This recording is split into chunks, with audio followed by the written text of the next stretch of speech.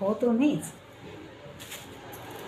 तर भाऊ भाऊ म्हणजे फक्त नातं नाही, तो आपल्या आयुष्याचा पहिला हिरो असतो, जो आपण पडण्याआधी हात देणारा आणि आपण हारलो तर पुन्हा उभं करणारा आणि आयुष्यभर सावलीसारखा साथ देणारा.